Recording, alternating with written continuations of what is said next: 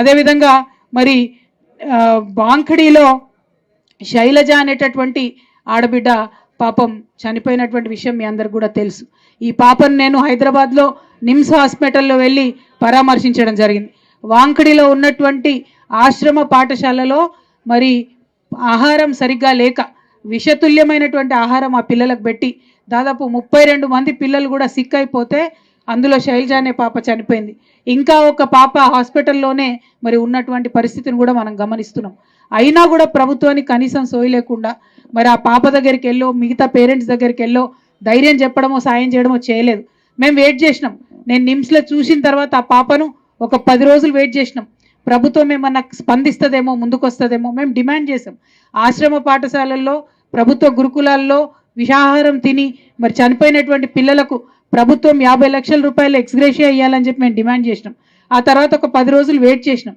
Wait చేసి వాళ్ళ నుంచి స్పందన లేకపోతే మేము మా సంస్థ నుండి 2 లక్షల రూపాయలు ఇస్తామని ప్రకటించినాం. మేము అక్కడ ప్రకటించగానే ఇక్కడ ఆగమేఘాలలో శైలజ వాళ్ళ ఇంటికి వచ్చి, ఆ పాప వాళ్ళ ఇంటికి వచ్చి వాళ్ళు కూడా 2 లక్షలు ప్రభుత్వం నుంచి ఇస్తామని ప్రకటించి వాళ్ళ తండ్రికి కాంట్రాక్ట్ ఉద్యోగం ఇస్తామని చెప్పిన 10 రోజుల నుంచి ఆయన రమ్మంటున్నారు. కానీ ఇంతవరకు కాగితం ఇవ్వలేదు. ఒక శైలజ విషయంలోనే కాదు, అనేక మంది పిల్లలు చనిపోయారు. 57 మంది పిల్లలు చనిపోయారు. అట్లానే ఇప్పుడు అనేక మంది ఉద్యోగులు ఇబ్బంది పడుతున్నారు. సర్వశిక్ష అభియాన్లో ఉన్నటువంటి ఉద్యోగులందరూ కూడా ధర్నా చేస్తున్నారు. 27 రోజులు అయిపోయింది, వాళ్ళు ఇబ్బందులలో ఉన్నారు.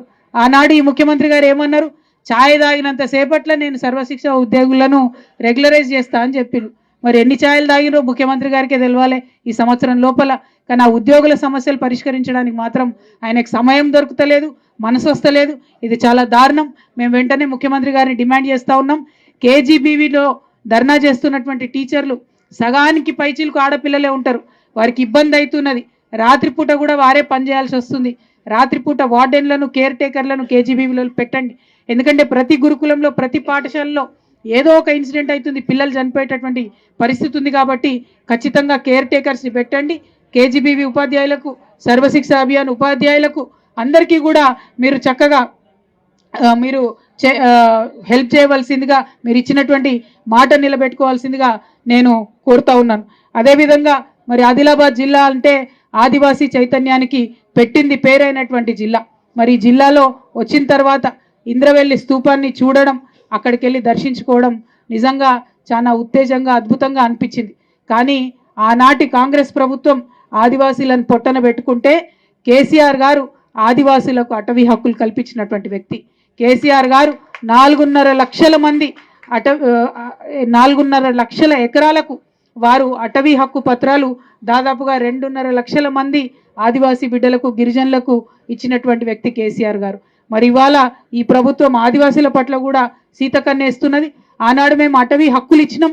రేవంత్ రెడ్డి గారి ప్రభుత్వం కూడా ఆదివాసీలను, గిరిజనులను ఆదుకోవడానికి తక్షణమే ముందుకు రావాలి. రైతు భరోసా మీరు మాట ఇచ్చినట్టుగా 15,000 ఇవ్వాలి, 12,000 ఇచ్చి చేతులు దులుపుకుంటామంటే బీఆర్ఎస్ పార్టీ చూస్తూ ఊరుకోదని కూడా ఈ సందర్భంగా తెలియజేస్తూ, మరి మళ్ళొకసారి ఆసిఫాబాద్కు వచ్చి ఇక్కడ ఆదివాసీలతో మమేకమై ఇక్కడ ఉన్నటువంటి వారందరితోని కూడా ఆడి పాడడం, ఇక్కడ ఉన్నటువంటి బిడ్డల కష్టాల్లో, కన్నీళ్ళలో భాగం పంచుకోవడం నా ఎంతో అదృష్టంగా అనిపిస్తూ ఉన్నది. మరి ఆదివాసీల యొక్క సంస్కృతిని మనందరం కూడా పరిరక్షించుకోవాల్సినటువంటి అవసరం ఉన్నది. కేసీఆర్ గారు ఆనాడు ఆఖరికి ప్రతి గూడెంలో ఉన్నటువంటి దండారీలకు కూడా వారు 10,000 రూపాయలు దీపావళి పండుగ సందర్భంలో ఇచ్చిన విషయాన్ని కూడా ఆదివాసులందరికీ కూడా గుర్తు చేస్తున్నా. అంత ప్రేమతో సంస్కృతిని కాపాడుకున్నాం. అంత ప్రేమతో మనం హిందూ ముస్లిం మత సహనాన్ని కాపాడుకున్నాం. అంత ప్రేమతో ఒక్క చిన్న కమ్యూనల్ వైలెన్స్ కూడా కాకుండా బీఆర్ఎస్లో ఉన్నప్పుడు కాపాడుకున్నాం. మరి ఇప్పుడు ప్రభుత్వం వచ్చినాక అనేకమైనటువంటి ఇన్సిడెంట్స్ జరుగుతూ ఉన్నాయి.